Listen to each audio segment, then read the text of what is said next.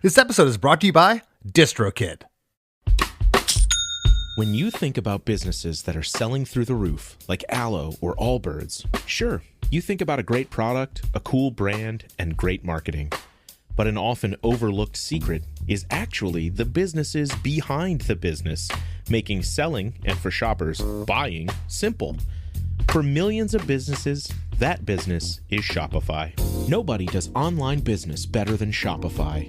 It's home of Shop Pay, the #1 checkout in the world. You can use it to boost conversions up to 50%, meaning way less carts going abandoned and way more sales going through to checkout. Sign up for your $1 per month trial period at shopify.com/income, all lowercase. Go to shopify.com/income to upgrade your selling today. That's shopify.com/income.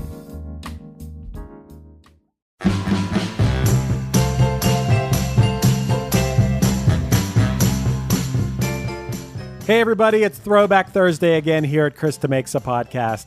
Today is June 12th, and before we get into today's throwback episode, here are a few things that happened in music history on this date. First off, on June 12th of 1965, the Supremes hit #1 with Back in My Arms Again, which was their 5th consecutive #1 song. Did you know that the Supremes had 12 #1 songs? Pause the episode real quick and see how many you can name. Okay, rapid fire in order. Where Did Our Love Go? Baby Love, Come See About Me, Stop in the Name of Love, Back in My Arms Again, I Hear a Symphony, You Can't Hurry Love, You Keep Me Hanging On, Love Is Here and Now You're Gone, The Happening, Love Child, and Someday We'll Be Together. That's a lot of #1s. The Supremes are awesome. What else happened on this day? Well, on June 12th of 1990, Mariah Carey released her self-titled debut album, which would go on to sell 9 million albums. On June 12th of 1999, J-Lo hit #1 with her first single, If You Had My Love, which stayed at #1 for 5 weeks. On June 12th of 2001, I bet a lot of you know this, Blink-182 released their album Take Off Your Pants and Jacket. This was the first Blink album to debut at #1, and it sold over 350,000 copies in its first week. That's wild.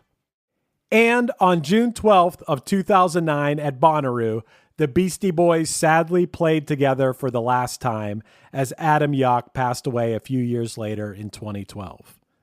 That's your little bit of music history that you can bust out on your friends today.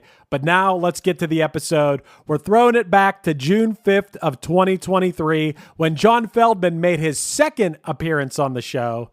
Many of you know that he was our first guest ever. But on this episode, he came to discuss the writing and recording of Goldfinger's Superman. This is a great one, and it's a great song, so I hope you all enjoy it. So let's get to it. This is episode 158 of DeMakes a podcast. Enjoy.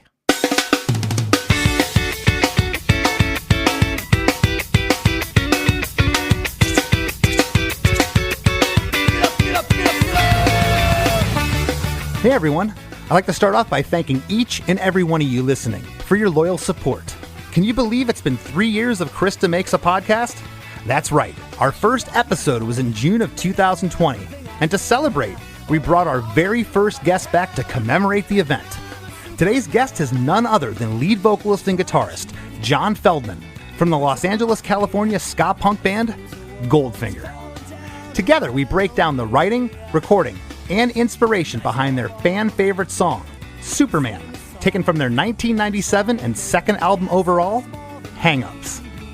John mentioned that he wrote Superman way back in 1994, while he was writing all the rest of the material that ended up making their self-titled debut. The band even released an earlier version on a split 7-inch with Real Big Fish. And while the song was the lead-off track on the album, the tune initially received little to no radio play, and they never shot a video for it either. But thanks to Tony Hawk Pro Skater, the song has taken on a massive life of its own, becoming one of the band's biggest songs, both live and on record. So for all this and a whole lot more, don't you dare go anywhere. Hey, have you heard? DeMakes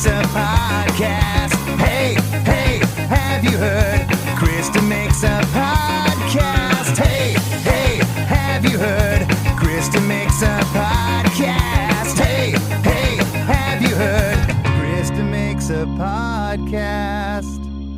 John Feldmann. That's me. Good morning. Good morning. It is morning. You're up. I knew you'd be up early. You have kids. Yeah, dude. I get up. I get up so early, dude. I have a cold plunge. I go in the cold plunge. I train. I'm like, I don't know, dude. I just, I forget what year, probably around 37, 38. I started getting up early, with the kids, whatever. Yeah. Well, I want to congratulate you for being our first return solo guest. We had a Kevin from Interrupters came back with Amy for an episode. We had him before, but you're our first guest back just by yourself. You were the very first 3 years ago. You're episode 158 now. Thank you for sitting back in with us. I know the listeners are going to freak. Yeah, dude. I was with my trainer, Glenn, this morning, and he was like, this podcast is amazing. He listens to it all the time. So you're killing it, dude. Awesome. Well, thank you very much. I appreciate it. This track, Superman, I would almost argue now, John, that this song is bigger than Here in My Bedroom. I mean, the whole Tony Hawk thing. When I see you guys play this live, this is like the runaway hit. Would you agree? It is such a bizarre, dark horse of a hit. Yeah. I mean, I would have never guessed that this was going to be the song that defined my career in a band. I had no idea, I just had no idea. I wrote the song, our second album, Hang Ups. Like, I wrote the song, in 1994. I was 26 when I wrote this song, and I was, still selling shoes. I was working retail for $7 an hour. And I'd go to work like 2 p.m. to 11. And then I'd rehearse from midnight till 3, 4 in the morning, sleep, try and do some kind of promotion for the band in the morning, and then write music, go to work. And it was like, I think pretending I'm a Superman was the idea of, kind of being everything for everyone and trying to balance like paying my rent and being in a band. I was living with this girl at the time in Venice, and I just, I wrote this song and a song called Question. It was going to be like this kind of opus, this 10-minute kind of like, punk rock, ska punk, I don't know, just epic moment. And I ended up cutting the songs into two, and Superman just became, I don't know, it was like when we first released it, it was a split 7-inch with Real Big Fish. And God, I forget what song they had on their side, but we had, I think it was a cover song, and Superman was the first way we released it. And it's weird. I'm sure you have the same experience when you write a song, you don't really know until you let people hear it. And when it first came out, it wasn't this big deal, And then it got into Pro Skater, Tony Hawk's Pro Skater. We were on tour with the Bloodhound Gang. Yeah, I remember that tour. The first show was in Leeds. It was Dan Carter, who's now this big DJ on BBC Radio. Yeah. He was in this band It was them, us, and Bloodhound Gang. And we played Superman halfway through the set, and it was like fucking crazy, like, circle pit, stage diving, and people were kind of standing there the first half of the set, like, who the fuck is this band? And we'd already had our first album come out. Here in Your Bedroom was already this song that kind of existed in the States, with all this radio support. And then we're over there, and Superman just becomes like this crazy thing. And I'm like, what the fuck happened? How did this? I had no idea it was in a video game.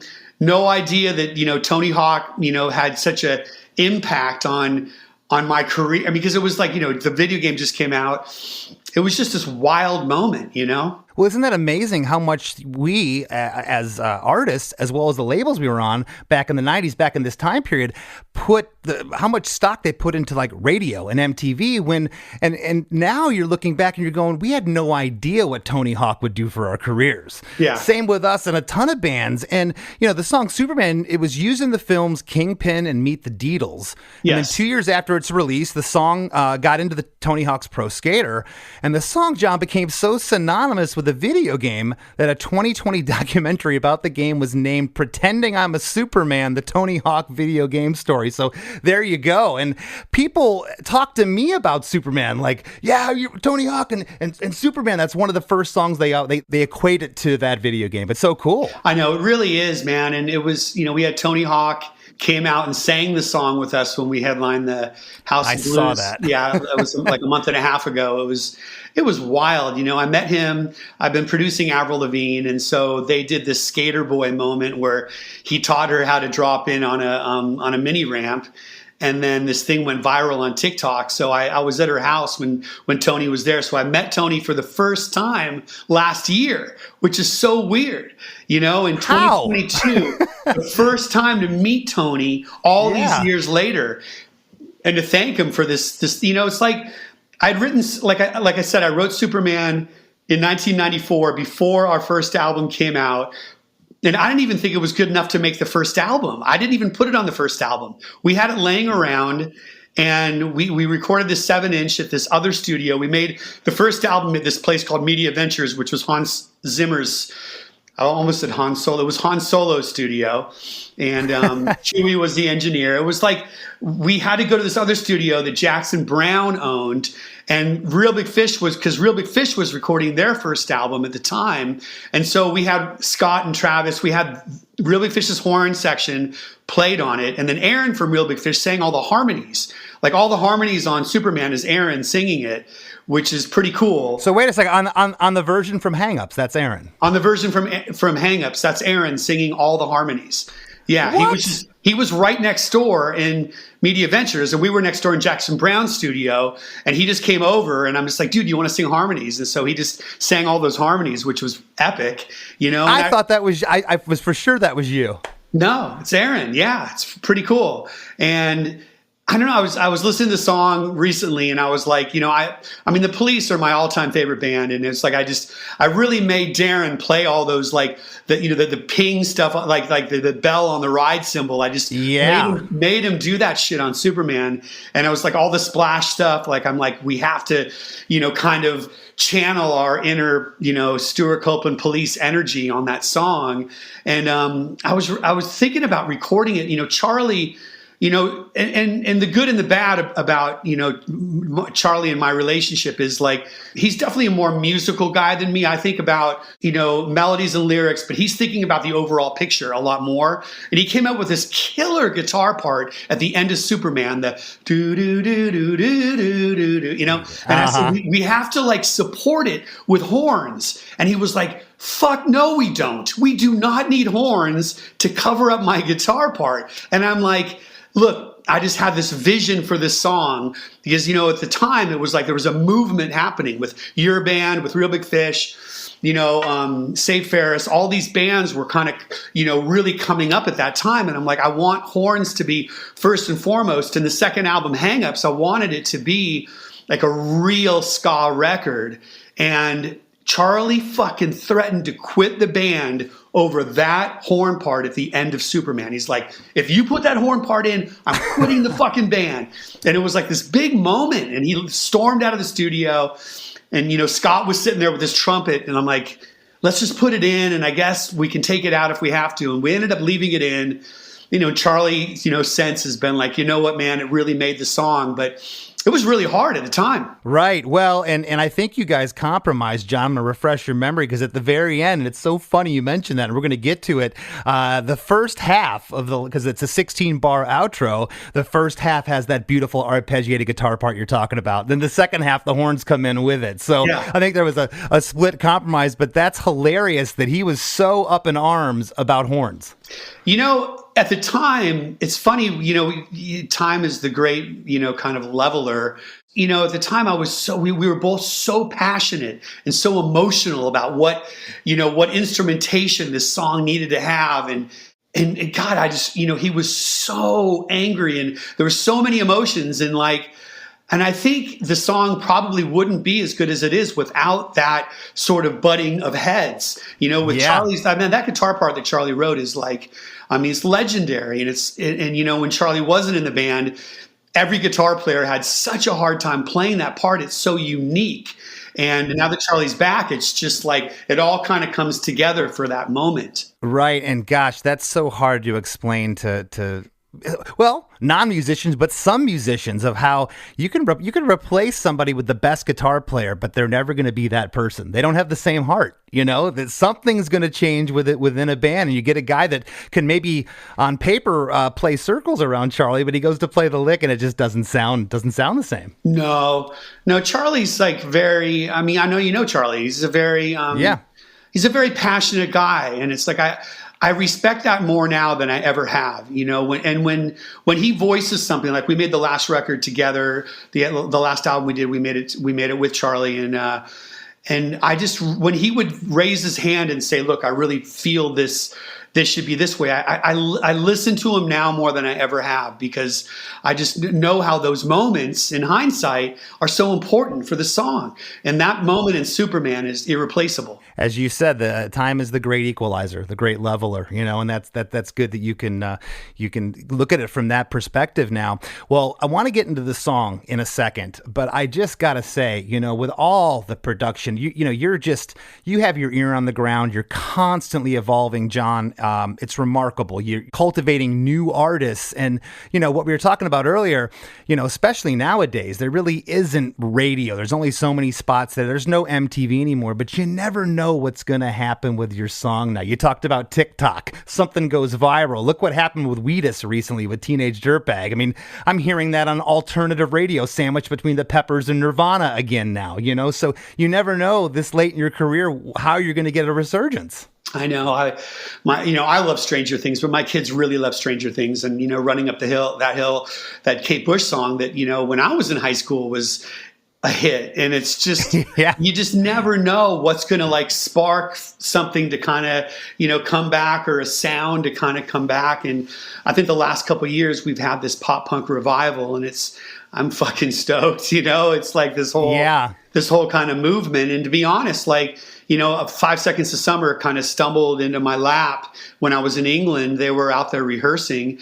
this band from Australia. They just kind of, a friend of mine just mentioned their name, and they were literally rehearsing 2 blocks from my hotel. I walked over to their rehearsal space, met the boys, and we just, they were massive fans of The Used. And so we just became, best friends. And it's like they were the first band to kind of bring the sound back into the mainstream, into pop radio, and it's been a wild ride for me. I mean, ever since then, I've just been kind of like, at the end, what we talked about last time, song is king, and you've got to have a great song no matter what the production is. You've got to have a great song behind it all. You're an amazing writer, and it's like, I just try and guide the artist to the good, like what's the hook and what's that thing that the audience is going to love to sing back to you? Like, what's that moment? If you're in the audience, what do you want to hear? And I try and guide the artist to think about that, to think about their audience and what would you want to hear if you were in the audience? Yeah. It's an interesting kind of like, thing to do when you're writing a song, to think about it from the other perspective. Sure. And you've sat in both seats. You're the producer and the performer. Yeah. So that's, you're always thinking the live setting, how's this going to translate? And I think that's amazing advice. Well, the song is 3 minutes and 5 seconds. And John, the first thing out of the gate is a cool little drum fill, followed by 8 bars of drums and a clean upstroke guitar, panned slightly right. On bar 5, we get some toasting.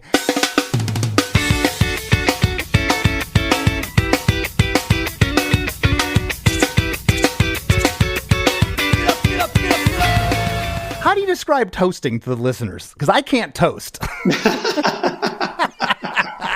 At all. I don't even want to try to embarrass myself. Yeah, I can't either. So I think I embarrassed myself enough with this song. But look, the first concert, like we talked about, the first concert I ever saw was the English Beat and Bow Wow Wow. And it was like, the Beat were so big when I was growing up. It was that was like the soundtrack to my summer for sophomore and junior year. And it was like, the Police and the English Beat, just like Canary in a Coal Mine and Man in a Suitcase. Those songs influenced me so much when I was growing up.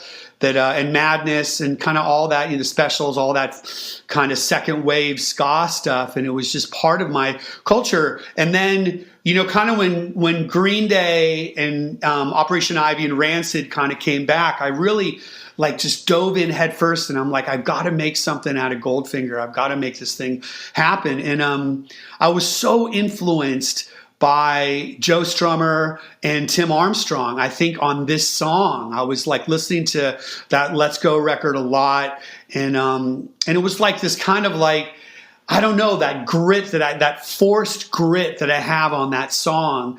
Even in that pick it up, that part is like this forced thing that, I've evolved as a singer, like we all do. Like we all grow up. Yeah. We find our feet. And I listen to that and I go, that was, me at 26. And that was who I was with all the influences that I'd had up until that point in my life. That was who I was then. And I listen to it now. I go, I wouldn't be able to recreate that without losing my voice if I tried to sing that way now.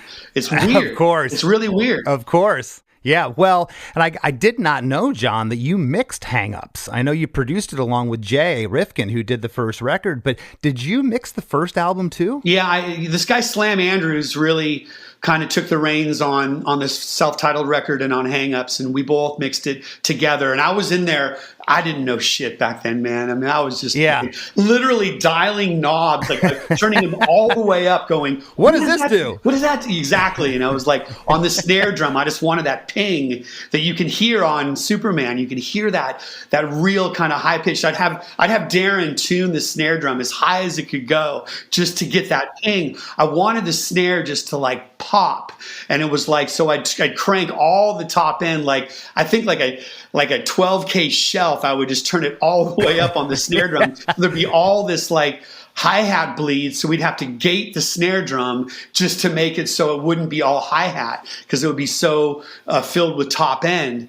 But it was I was learning, and I knew what I wanted to hear. It was just getting to the finish line took a minute. And how much do you think the touring, because you guys, the first record, you were out there the whole time, which, it makes sense you wrote Superman and a lot of these songs back with the first record, because how the heck would you had time to do a second record? This one came out only a year and a half after the first one. I just think about the era that we came up in. You and I came up in the same exact era, living in a van, and you're driving overnight, and we're all switching off driving duties. And I remember we had a TV with a VCR. If you don't know what a VCR is, you can fuck off, man. We had a VCR TV that was made into one that plugged into the cigarette lighter. We had cigarette lighters back in the vans back then, and we would put in movies in between the driver and the passenger seat, and just watch videotapes, like American Pie and Something About Mary, all those great, whatever. And we would just do these overnight drives, and it was wild back then. I don't think people will ever tour the same way that you and I toured back in the 90s, ever. No. I don't think that'll ever happen. It was epic, and I wouldn't trade it for anything, but it was so not safe. I remember going from in Colorado on a snowcore tour. It was us headlining, Real Big Fish before us, and Blink-182 opening, and we hit black ice at 3 a.m. and just did 3 full 360s on the black ice. I don't know how we survived that. I've been in 3 bus crashes. It was I went and saw Nessa Barrett last night with my daughter, who's a huge fan, and it's and she was great, and it was great, but it's the idea of concerts now. It's not all. Of course, Turnstile exists, and of course, there's great hardcore bands that still exist. Sure, but it's just back then you'd have the combination of you get on the radio and you'd have to play these radio shows during the day and then play a club show at night. So we played 385 shows in 1996, and that's a lot of shows. We're doing double show days, a lot, like you did, and it was trying to not lose your voice, and my shin splints, and herniating my disc, all the fucking shit that you go through. Yeah. I kind of got long-winded a moment ago and kind of forgot where I was going, but all that touring you did, I was saying that, the sound quality to me between Hang Ups and the first record, you guys grew so much. The sound on this to me is just exponentially better than the first record, and the first record sounded great. I appreciate that, man. Yeah, I had learned a lot. I think I had started producing other bands, like Show Off, I think was right around the same time, and I was starting to learn more and more, and Hang Ups just became. And it's like, look, I as a producer now, hindsight's 2020, and I think about all the shit that I could have done better. But we had the Skeletones play horns on Hang Ups, except for Superman, which was Real Big Fish. And I don't know. I mean, you live and learn. And I got to tell you, from that Show Off record, I think the next thing I heard that you did, John, besides your own stuff, was the Used record. I'm like, what is going on? I mean, you went leaps and bounds at that point. But going back real quick to the intro here, who did the toasting? Do you recall? God, I think it was me, but it could have been Charlie. Really? I gotta fucking find out. It's because when I listen to it, I'm like, this sounds like Charlie, and I'd probably bet that it is Charlie. That is very surprising. I can't picture Charlie toasting, but that is awesome. On bar 7 here, we get that "Pick It Up" 4 times that you're talking about, John, and it does have a little rancid angst to it. Now that I think about it, on bar 8, a distorted guitar panned off left, playing eighth note palm mutes comes in, and a bass guitar joins the party along with trombone and trumpet, which that would have been Dan Regan and Scott Kopfenstein from Real Big Fish. Yep.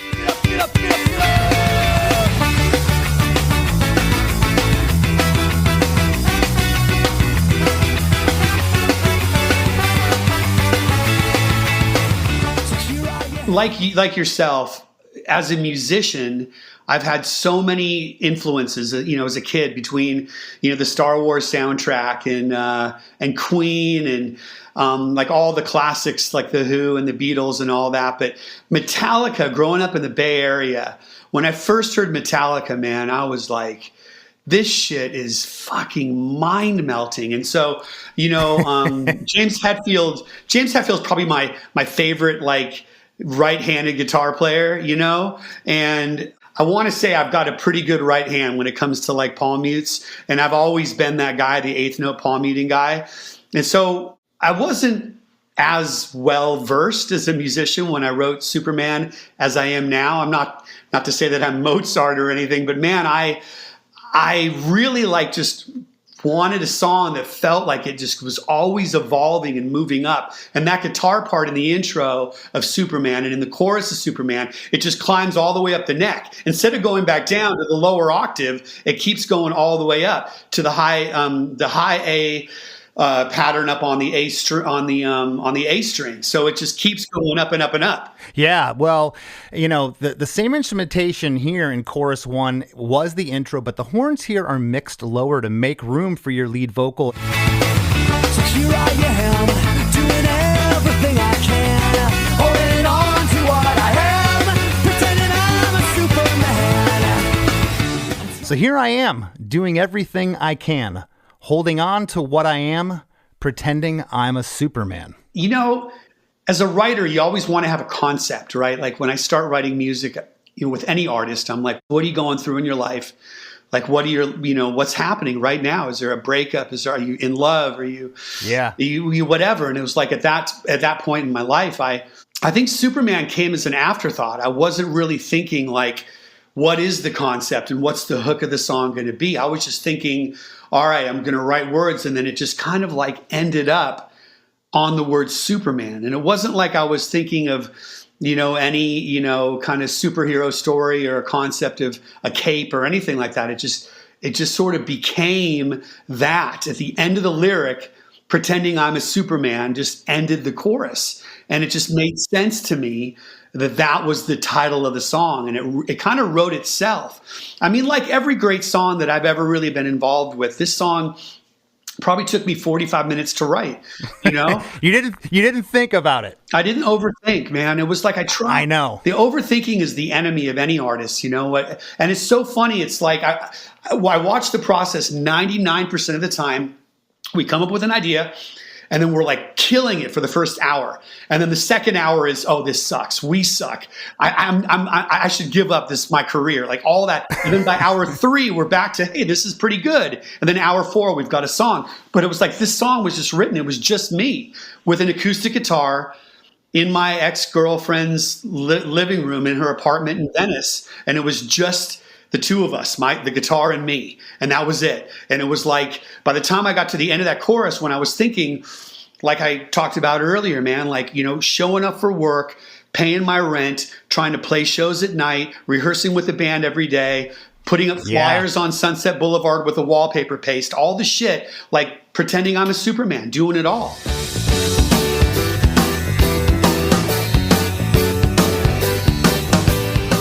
Hey, we got to take a quick break for a word from our sponsors, but we'll be right back with lots more with John Feldmann. If you're a band, artist, record label, or business looking to get your message out to a passionate audience of music lovers, consider advertising on Chris DeMakes a Podcast. We'd love to help you connect with our listeners in a meaningful and authentic way. Just drop a line to my producer, Chris Fafalius, at chrisfafalius@gmail.com. That's Chris, Fafalios @gmail.com. If our listener base sounds like it might be a good fit for you, reach out and we can talk rates and discuss the best way to effectively get your message across. Hey everyone, I'm thrilled to tell you about Frets and Refrains. This July, we're inviting you to join us in the beautiful Catskills at Full Moon Resort for a 4-day, all-inclusive songwriting and music in nature experience like no other. It's going to be a full week of incredible music, creativity, and connection. There will be one-on-one intensive songwriting and music making with Richard Thompson, family, and some incredible special guests. There will be intimate performances every night and hands-on workshops during the day, all while being surrounded by nature and a deeply relaxing scene around the brand new pool. Whether you're a seasoned musician, just starting out, or simply a fan, they've designed this year so there's something here for everyone. This is more than just an event. It's an opportunity to connect with the music, with artists, and with the amazing community of people who share your passion. Space is extremely limited because it's a truly personal experience. So don't wait. Grab your spot now. Everything's included: your lodging, meals, workshops, performances, and a whole lot of good vibes.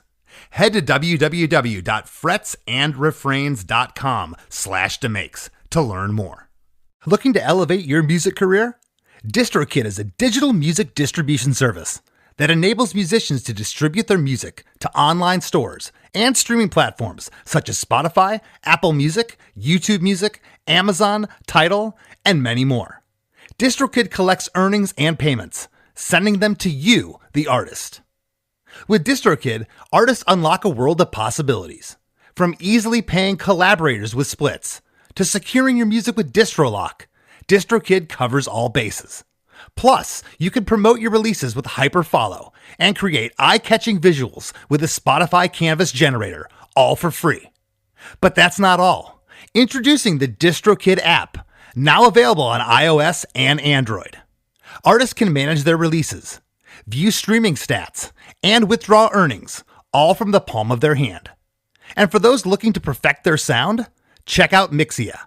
With its simple interface and customizable mastering options, artists can make their music sound polished and professional within minutes. And don't forget about Instant Share, DistroKid's newest feature. Share large files securely with collaborators, producers, and more, ensuring your music streams at the highest quality. Ready to take your music to the next level? Download the DistroKid app and explore their suite of tools today.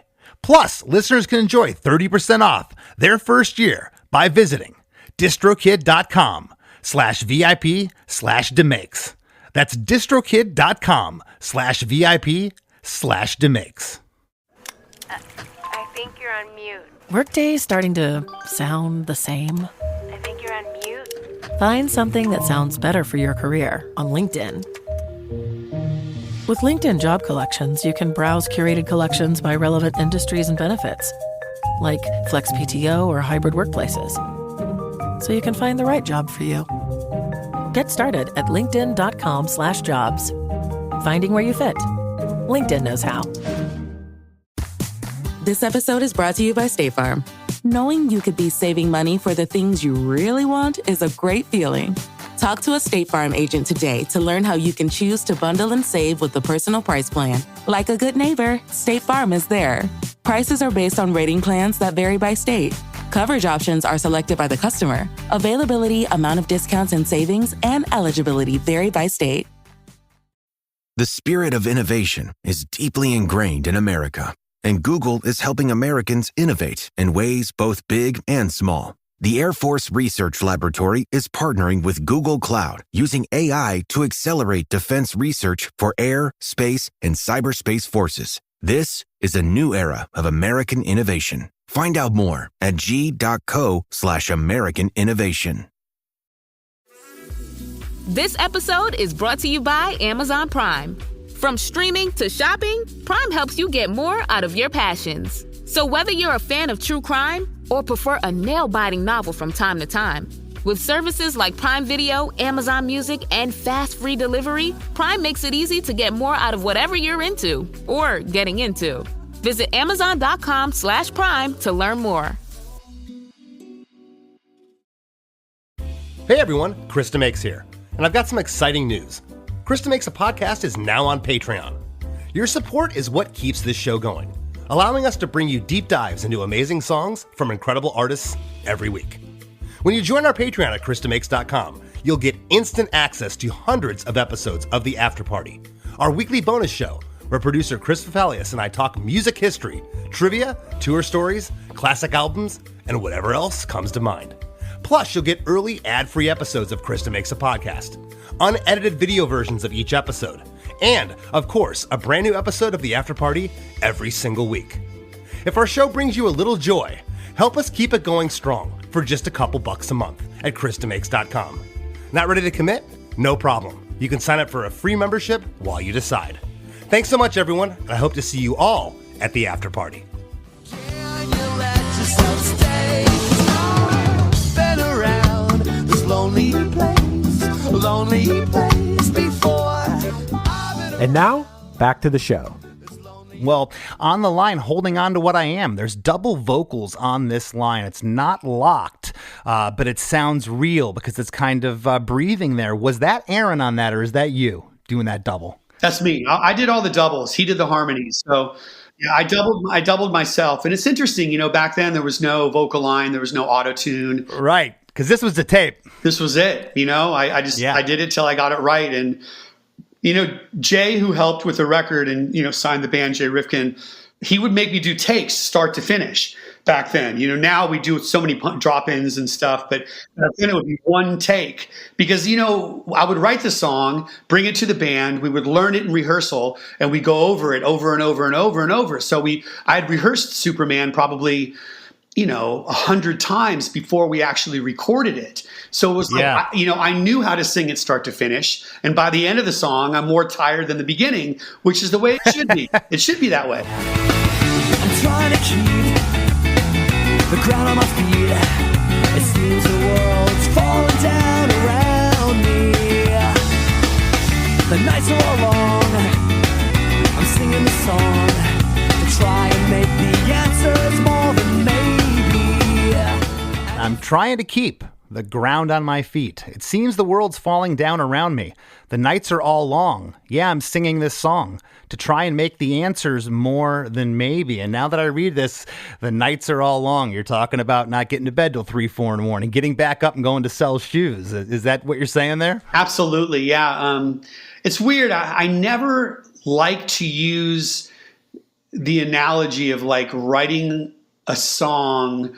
I never like to use that kind of musical analogy in lyrics. I try not to anymore. Like talking about writing a song I don't think I've done that lyric since this song on anything I've ever written since then. It was weird. It was like at the time, I think that there was a freedom when you're, kind of starting out as a songwriter. And, I've been writing since I was a kid, but, I was really focused on writing music since I was maybe, 22, 23. So I was still kind of starting out. I just like whatever came out, I'm like, this is it. This is it. And I was so precious about like, it had to be a certain way, and so it's funny thinking about like singing this song. Like I would never write that lyric anymore. But back then it was fine, and it worked.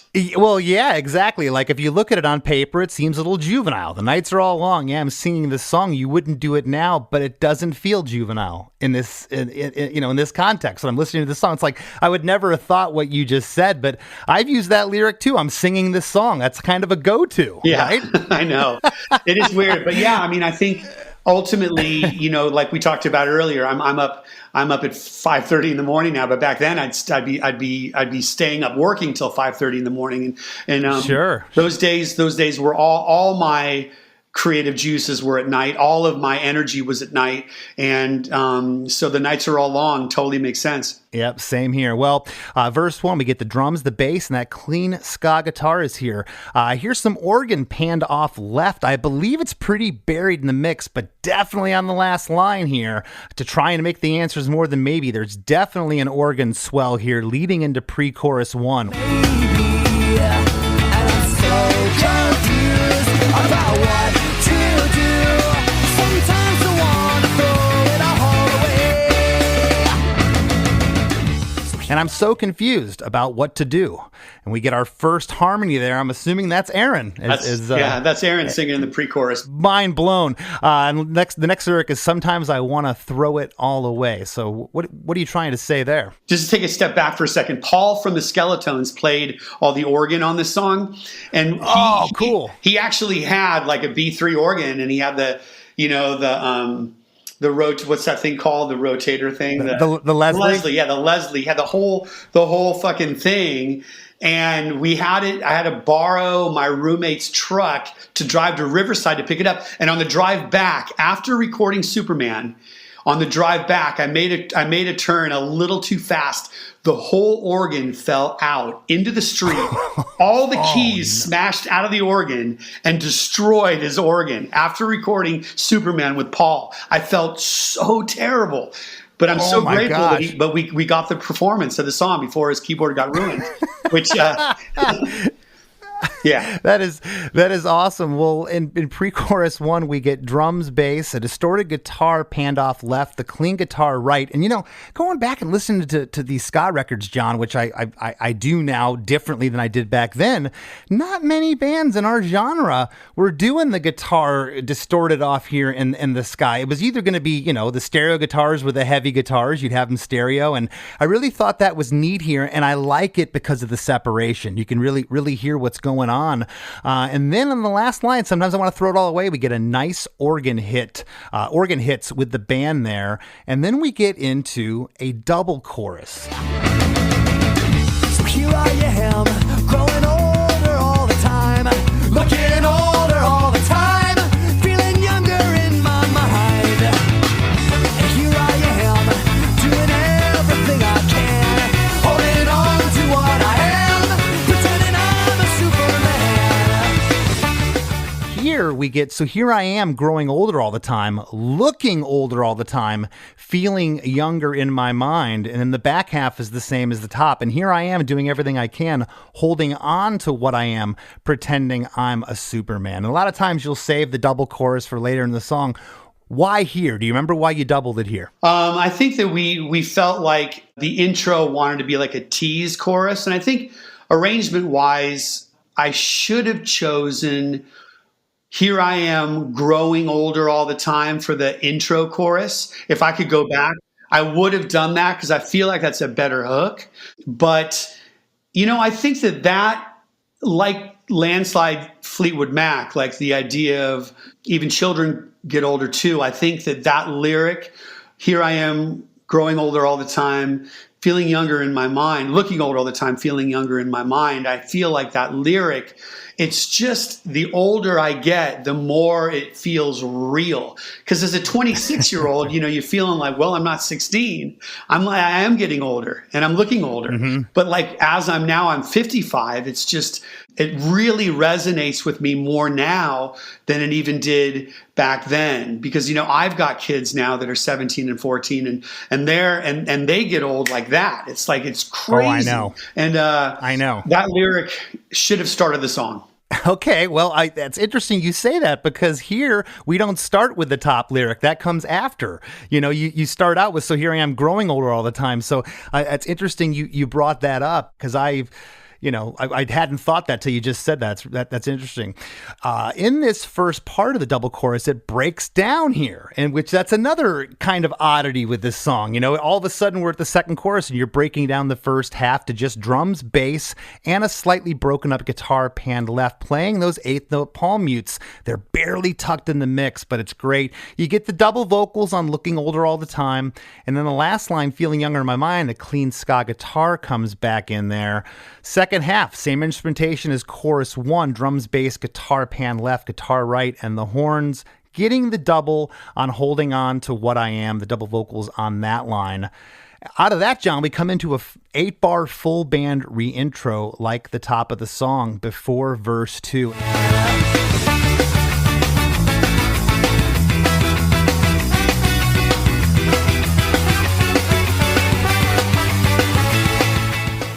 It's been quite some time now. Do you recall with Jay Rifkin, when you were in the studio, talking about these parts? Because you had the song for so long at that point. A lot of times it's not broke, don't fix it. Did anything change up to this point? Do you remember? Well, I remember Charlie was really adamant about having his guitar over to the right. I think he played all the ska stuff, and I think he's on the right and I'm on the left with all the distorted guitar.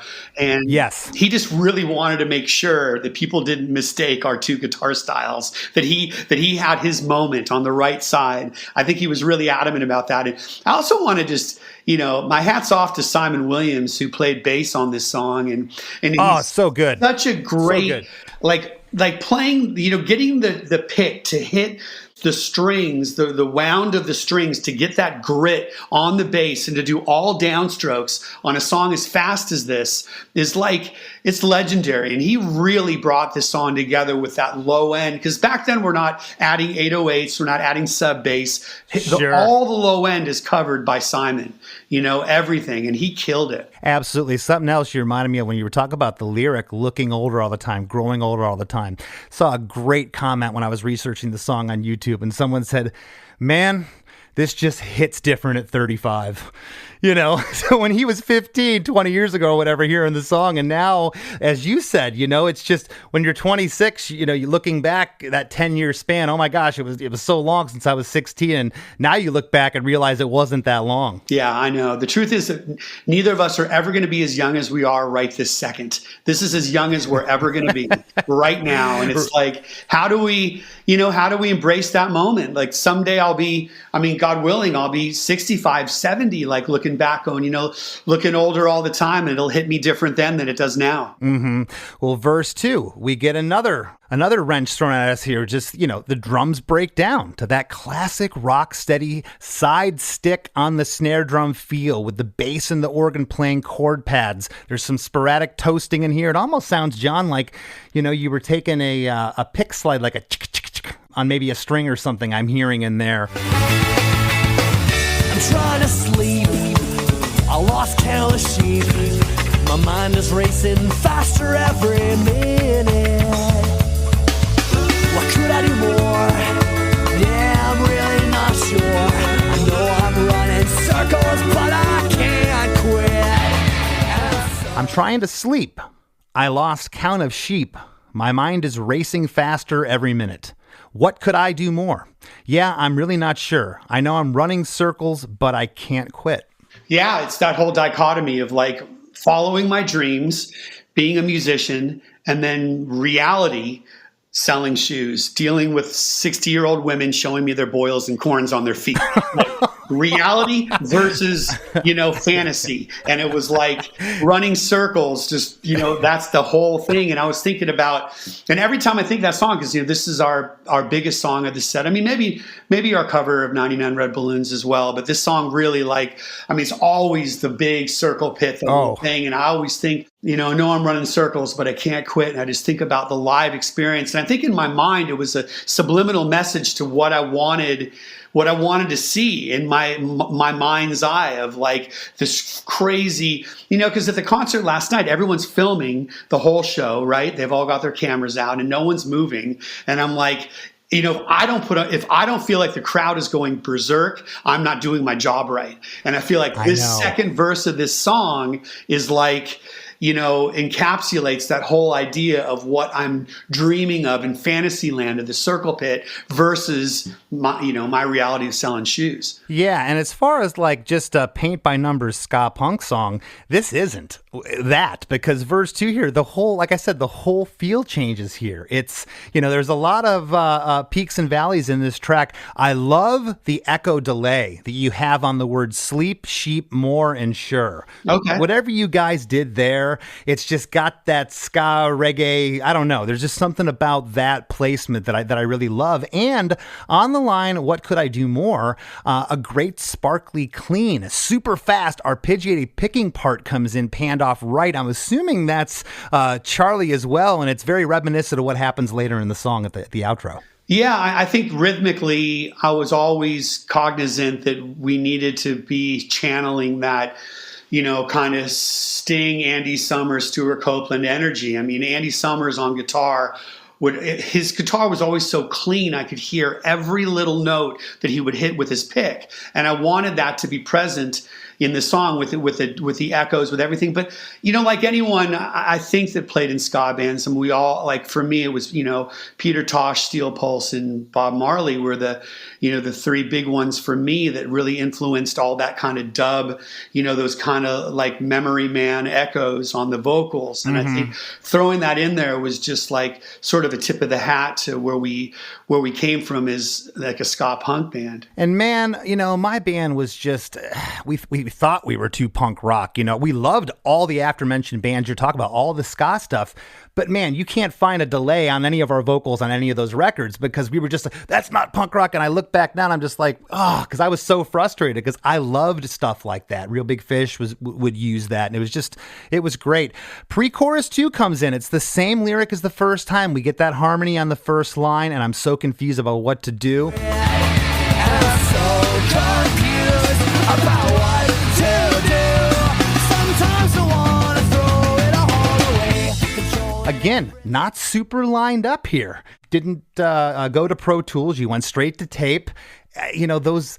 Now it's like, do you think, John, as a producer, and do you still do this, say, it's good enough? I know it's not perfect. How hard is that now where you're at in your career to do that, though? I mean, dude, things are so different now because you're competing against these playlists that have Ed Sheeran and Taylor Swift. So you've got the best writers in the world that you're competing against when you're trying to get playlisted on New Music Friday or Rock This or whatever it is. And so you want your shit to sound just as good as everyone else's. And sometimes to be honest, sometimes I have a hard time letting that go. And back then, this was recorded on 2-inch, 24-track tape. Yep. This was recorded on tape. And it was like, Aaron was doing us a solid because at the time, I mean, Goldfinger and Real Big Fish were neck and neck on who's the bigger band in Southern California. Like, we were neck and neck, and it was like, I was honored, and I still am honored to be friends with Aaron Barrett. And it's like, I was thinking about Aaron last night because it was Nessa Barrett. I'm like, I wonder if there's a relation to Aaron, but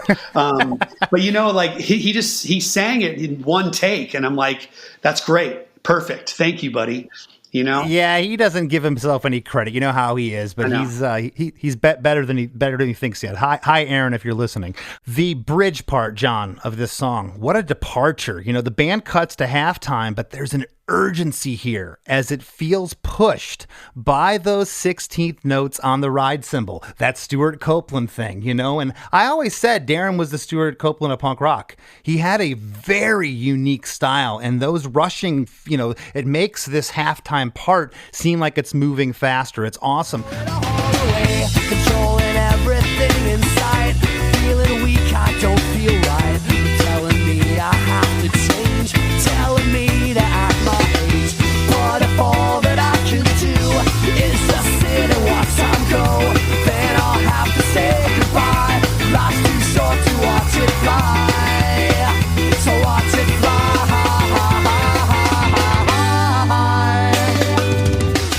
A clean guitar playing straight downbeats is panned off left, and a more playful ska guitar is off right. They're not lined up at all. There's this kind of ping pong going with your ears there. It's really cool.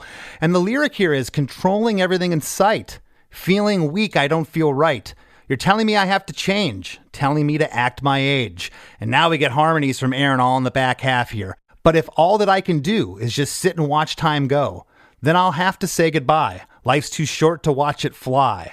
So watch it fly. Yeah, I mean, growing up, my dad only let us listen to musicals as a kid, which is, definitely why I became an alcoholic later in life. And it was like, just I think ultimately, I was trying to, still prove my dad wrong at this point. I was living in LA, being self-supporting, doing all that, doing the shit we have to do to make it work. And my dad was, very, he was, doing the best he could. He was, he was a nuclear physicist. So, I mean, he was like, you either go to school or you fail, or you become like a homeless drug addict. And I think that was the two, one or the other, and I didn't go to college. And so, telling me to act my age is definitely to my father. Like that lyric is right to my dad. And I think, like you said, I mean, when I first met Darren, he was managing a Starbucks on La Cienega, and he was working with my best friend. And that's how I met him. And I remember we used to talk about music, and he'd be like, I'm a better drummer than Vinnie Paul. I'm a better drummer than Dave Grohl. And I'd be like, dude, who is this arrogant guy? And then he came in and he fucking just killed it at his first audition for Goldfinger back in 93, 94. And just like, he is a ripping drummer. And, we both share that, Darren and I share that in common, our Stuart Copeland worship. And yeah, he killed it on the song. It's like, we didn't have a beat detective or anything like that. It was just like, he would do one take start to finish and he'd get a good one. And that was it. There's no punching in. It's amazing, John, that you were able to put one record together. I mean, think of the alpha males in this band. Yourself, Charlie, and Darren. I don't know how you ever got anything done.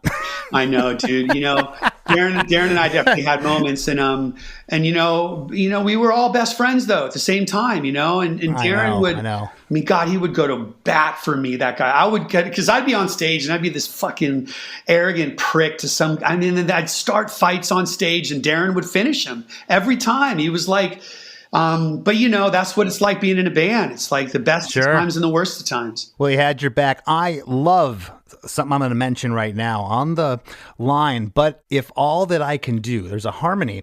I like how the harmony happens here, but it's still halftime. But, a lot of times you'd be like, okay, we're going fast. Now the harmony's going to come in. But the harmony came in when it was still halftime. On the line is just sit and watch time go. The band picks the tempo back up. Both ska guitars aren't completely locked still, but more so when the band was halftime earlier in the song. And on So Watch It Fly, I love the harmony here. On the So Watch It Fly line, thinking that was you. There's something about the way it's sung there, and there's a little rub that's just great. The drums switch to double time on this line. The band stops, and you get that intro drum fill again with a 3-note arpeggiated guitar panned off left to take us into chorus 3. So here I am, growing older all the time, looking older all the time, feeling younger in my mind. And here I am, doing everything I can, holding on to what I am, pretending I'm a Superman. And chorus 3, John, is set up the same as chorus 2. Lyrically, it's the same. We get the vocal doubles on the third line. The first half there of the chorus, it's just ride cymbal. Again, another feel. We break down here again. Ride cymbal, ska guitar panned off right with the bass and the horns. On Feeling Younger in My Mind, a cool drum fill takes us into the second half of chorus 3. And on Pretending I'm a Superman, on Man, you go up an octave there. It just kind of lifts before we get into that outro. Yeah. During the bridge, I was thinking about how much I like Block Party and the back and forth guitar stuff. And I don't know why when we wrote that part, Charlie and I had it in the bridge of going back and forth. Like I'm doing the upstrokes and he's on the downbeat. And it was just like this cool thing that I felt like, would be great in stereo later on when we recorded the song. And And yeah, the breakdown part of that song, again, it's just like, that ride cymbal thing. It just opens up for this big, like the Smiths. Like Darren's favorite band's the Smiths, and he'd always have that, just that washed out ride that made it open. And I felt like that breakdown chorus just felt like it. And it is interesting too, the first chorus is broken down as well, which doesn't happen a lot. You kind of like, typically on the dynamics of a song, you're growing until the down chorus. And this one, we kind of are up and down the whole time, with the second verse, with the bridge, with the first chorus, and then the last chorus, we're kind of going down every single time. It's like a roller coaster of dynamics. It's crazy. It really is. This song is kind of all over the place. And going back to that guitar part you're talking about with you and Charlie, as a producer, that could have went sideways real quick. If you're sitting there and it's just like, it's not gelling together, but man, it does gel together. Then we get the 16-bar outro. Probably, John, the whole song's great, but these last 16 bars are probably my favorite part of the song. I think it has to do with that arpeggiated thing you're talking about. It's just so soulful here. And I think you guys took a leap here from the first record. There wasn't any moments like that to me. I'm going, wow, this is pushing the boundaries of what we're all doing here is ska punk. Probably my favorite part of the track. Like I said, such an amazing ska groove. Drums go to halftime, and there's distorted 8-note palm mute guitar pan left, an organ, and a killer arpeggiated clean guitar courtesy of Charlie. Then on bars 9 through 16, the horns come back in with that guitar riff, and the whole band ends abruptly.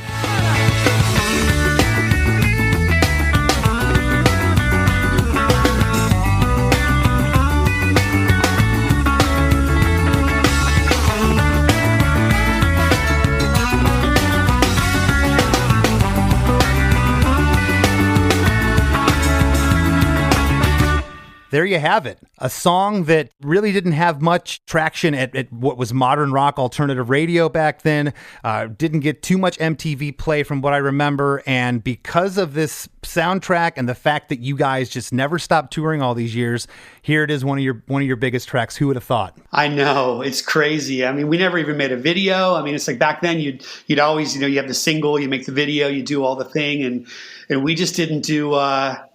We just had no idea. The song doesn't have a video. It's just like, and thank you, Tony Hawk. I mean, I really feel like, you never know, like we talked about, TikTok or Stranger Things. I mean, that was what Pro Skater did for us, that video game, for sure. That video game, and we've been on a couple different ones, it gave us a validity outside of the ska punk world. It's like, oh, these guys they must be something. They're on a Tony Hawk video game, and you know how the things were. Not talking smack against Tony or any of that stuff, but they weren't huge advances. If anything, you just wanted to be on it. It wasn't like we were making a bunch of money, but what it's done for our careers in the long term, you can't put a price on it. No, it was legendary. And like, I just, I can't thank Tony enough for like what, kind of what he did. And I mean, he at the time was, I'm sure, just, kind of like overseeing and saying, yeah, let's put this one in. Let's not put this one in. I'm sure I don't know if he's handpicking bands, but I mean, in the end, Superman wouldn't have been what it was without that video game. Absolutely. Well, John, thanks for coming back after 3 years. Thanks for always being a friend. And before we sign off here, you always have a million things going on. So if you can condense it, what do you got for the listeners? What's going on with you? I've been working with Youngblood, who's amazing, just amazing, kind of super rock star. I've been working with this girl, Charlotte Sands, finishing the second Avril record that I have with her. It's just like this day and age, just like a million things. I got this kid that my son actually found, named ZZZ. He's signed to Juice WRLD's label, and he just, I don't know, he's just kind of like rapper, like Kid Leroy style. And it's been so fun to just come up with these beats for this kid that just like freestyles. He's incredible. So I've been busy as always. That's awesome, man. Well, hey, friend to friend, I'm always proud of you. Congratulations. Thank you, man. You look great. Thank you. You do too. It's only getting better. Since the day I met her, she wears my sweater. In California weather, I tell her all the time, she could be all mine, my little wallflower. Hey everybody, I hope you all enjoyed that conversation with John Feldmann. I can't believe it's been over 3 years since John Feldmann was our first guest on Chris DeMakes a Podcast. So we got to talk about that in the wrap segment, plus lots of other stuff. It's all coming up right after a few words from our sponsors. The new McCrispy Strip is here. Dip approved by ketchup, tangy barbecue, honey mustard, Sprite, McFlurry, Big Mac sauce, double dipped in buffalo and ranch, more ranch, and creamy chili McCrispy Strip Dip. Now at McDonald's. Ba-da-ba-ba-ba. Craftsman Days are here at Lowe's with big savings on the tools you need. Save $100 on the Craftsman V26 Tool Power Tool Combo Kit, now at $199. No matter what the project is, Craftsman's high-quality, high-performance products empower you to build on. Stop by your nearest Lowe's store and check out the full line of Craftsman tools today. Valid through 6/18 while supplies last. Selection varies by location. Hey there, travelers. Kaylee Cuoco here. Sorry to interrupt your music, great artist BT Dubs, but wouldn't you rather be there to hear it live? With Priceline, you can get out of your dreams and into your dream concert. They've got millions of travel deals to get you to that festival, gig, rave, sound bath, or sonic experience you've been dreaming of. Download the Priceline app today, and you can save up to 60% off hotels and up to 50% off flights. So don't just dream about that trip. Book it with Priceline. Go to your happy price, Priceline. My day kicks off with a refreshing Celsius energy drink, then straight to the gym. Pre-K pickup, back home to meal prep. Time for my fire station shift. One more Celsius, gotta keep the lights on. When the 3-alarm hits, I'm ready. Celsius. Live, fit, go. Grab a cold, refreshing Celsius at your local retailer or locate now at Celsius.com. You may get a little excited when you shop at Burlington. What a low price! You see that? They have my favorite brand! It's like a whole new Burlington! I can buy two! I'm saving so much! Burlington saves you up to 60% off other retailers' prices every day. Will it be the low prices or the great brands? Burlington. Deals? Brands? Wow! I told you so. Styles and selections vary by store. Close your eyes, exhale, feel your body relax, and let go of whatever you're carrying today. Well, I'm letting go of the worry that I wouldn't get my new contacts in time for this class. I got them delivered free from 1-800-CONTACTS. Oh my gosh, they're so fast. And breathe. Oh, sorry. I almost couldn't breathe when I saw the discount they gave me on my first order. Oh, sorry. Namaste. Visit 1-800-CONTACTS.com today to save on your first order. 1-800-CONTACTS. Hey everybody, this is Chris DeMakes a Podcast producer Chris Fafalius here. I think you like this podcast, so I'd like you to do something. I'd like you to subscribe to a podcast called A Band Called Punchline. Don't know the band Punchline? Well, it's my band, and we've been a band for 25 years. The podcast is a documentary-style look into our story, and it doesn't even matter whether you've heard us before. I promise, the story is that good and that weird. It starts out as a few friends playing music in a garage, but where it goes is wild, I promise. It's like the most relatable behind the music of all time because we never actually had a hit song, yet. But the things we experienced along the way makes this podcast like Forrest Gump meets Almost Famous. So yeah, it would mean the world to me if you searched for A Band Called Punchline wherever you get your podcasts. And let us take you on a crazy ride back through time, leading right into today, our 25th year of being a band. Hey, maybe you even have a new favorite band by the time it's all done. A Band Called Punchline is available wherever you listen to podcasts. Just subscribe to it, goddammit!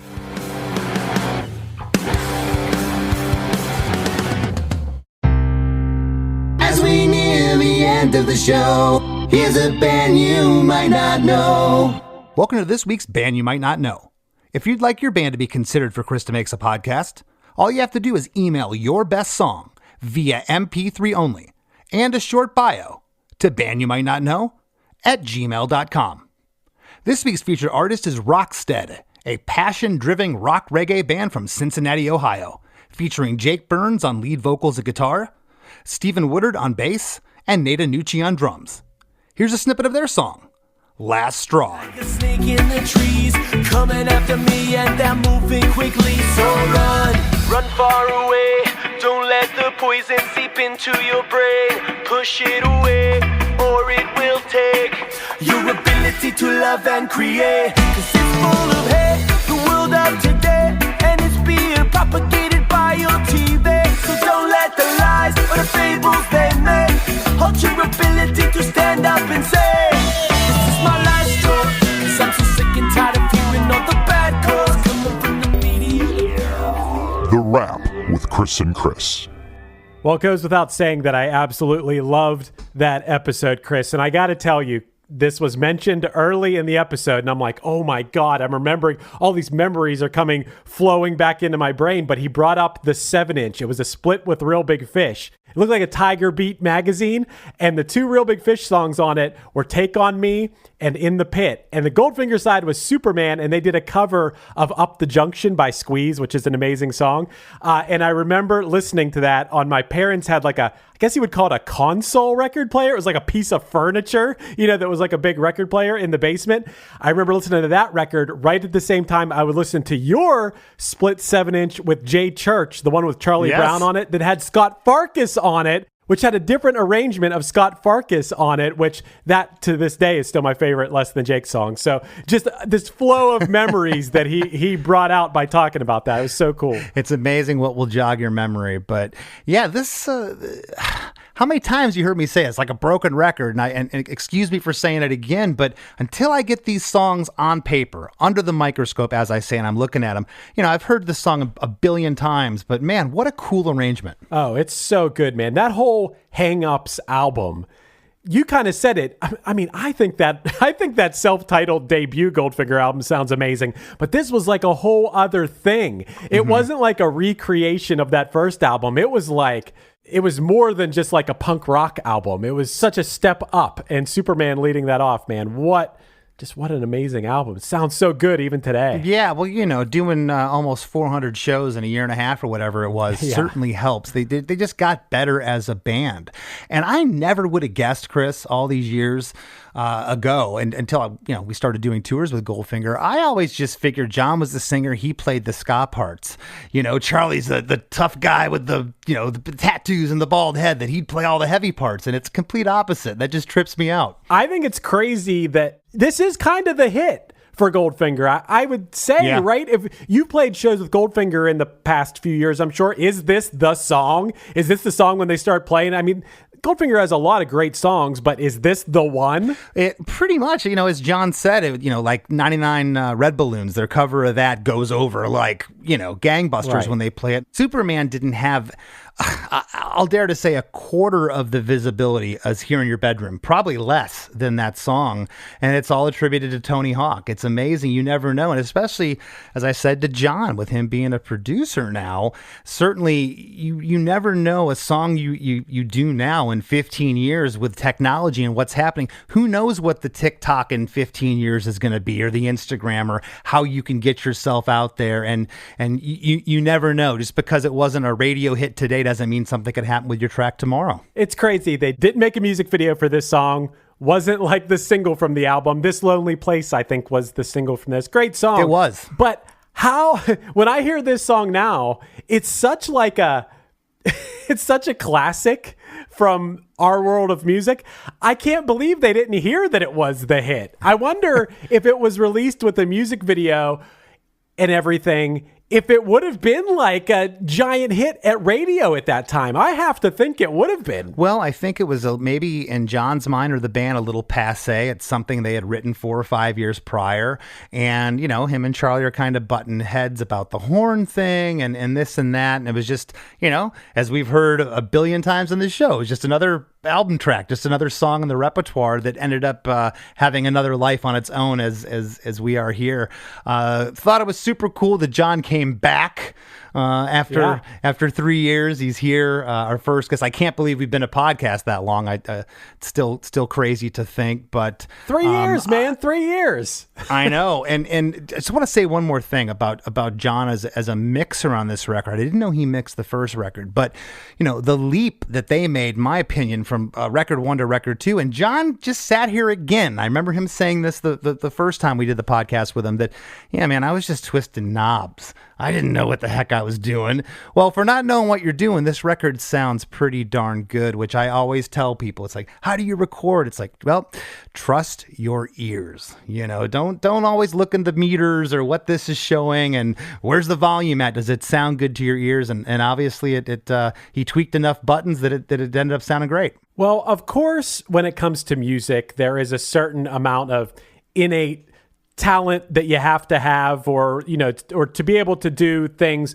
But that's also a great tale for, like, if you want to do something, start doing it. Actually do it. Don't talk about doing it. Don't think about doing it. Now more than ever, if you want to learn how to do something, 9 times out of 10, you could go on YouTube and learn how to do that thing. I know I've done that many times with things I've learned how to do, be it making podcasts to animation and things like that. You can learn if you want to learn. I think that's pretty inspiring to me that John at this time, then look a few years later, he's making like that Used album that sounds absolutely incredible. And look at all the things he's gone on to do. And all it took was just doing the thing, Yep. Perseverance and just, trudging on and moving forward. And I love that the lyrics are autobiographical for what he was going through emotionally at this time. He even admitted some of the lyrics are kind of juvenile, but they work. And he even references his father, talking about the lyric telling me to act my age. So overall, great song. And I'll tell you something else that's great, Chris. What's that? Our supporting cast VIP program, where you get extra bonus episodes of the after party each week with Chris and I for the price of a cup of coffee, or I don't know, maybe a cheap beer somewhere, not in a major city. You can support our podcast that you know and love. That's right. You can head to ChrisDeMakes.com. Hey, this would be the perfect week to do this. We've been doing this podcast for 3 years, and if you've been along for the ride with us, maybe it's time to sign up for the supporting cast. People really seem to enjoy it. We enjoy making the episodes of the after party, and I don't know. I'm just psyched, man. I feel like I got to recognize that we've been doing this for, 3 years, whatever. It's not like a 5 or a 10 or whatever, but 3 years, we really stuck with it. And I don't think we're going to stop anytime soon. And it's not just 3 years as a name that we've been doing this show. Every Monday since June of 2020, without fail, we release an episode. I'm proud of us. Congratulations, Chris. If you haven't already, go to the Chris DeMakes a Podcast Facebook page and sign up. We'd love to have you. Give me a follow on Instagram at LessThanChristy, and I'm still doing those custom songs for you or that special someone or a jingle for your business. Hit me up, ChrisDeMakes@gmail.com for info. I'd love to write you a song. Want to thank this week's guest. Happy anniversary, happy birthday to us, Chris. Yeah. This week's guest, Mr. John Feldmann, for coming back with us, and we'll see you next week. Hey, friends. Have you been loving Chris DeMakes a Podcast? Well, spread the love by leaving a 5-star review on Apple Podcasts and Spotify. Don't hesitate to share what you enjoy about the show in an actual written review on Apple Podcasts. Not only does it help more people discover us, but we often read reviews in the wrap segment of the show. It's a quick, cost-free way to support us and takes just a minute of your time. Your reviews mean the world to us and help us keep the podcast thriving. Thank you for being a listener, and thank you for being a friend. Hey, everybody, it's Chris DeMakes a Podcast producer, Chris Fafalius here. Hey, we want to create the best overall listening experience possible for you. So we'd appreciate your feedback about the show. We want to learn more about you, the listener, and your interests to provide the best experience possible for you and our sponsors who support the show. So we're asking if you'd please go to theshowsurvey.com/Chris to take a very short anonymous survey. It would help us out a lot, and as a reward, survey participants will be entered into a drawing to win a $100 Amazon gift certificate. Again, that's theshowsurvey.com/Chris for the quick survey to help the show. Each week, we'll select a winner for participating in this. So if you don't mind, just take a few minutes and do it. Thanks, everybody. PenFed Free Checking offers 0 fees and 0 balance requirements for 0 hassle. PenFed Access America Checking lets you earn money on your balance for dreams big and small. Choose the best account for you and start making the most of your money. Learn more at PenFed.org. Federally insured by NCUA. To receive any advertised product, you must become a member of PenFed Credit Union.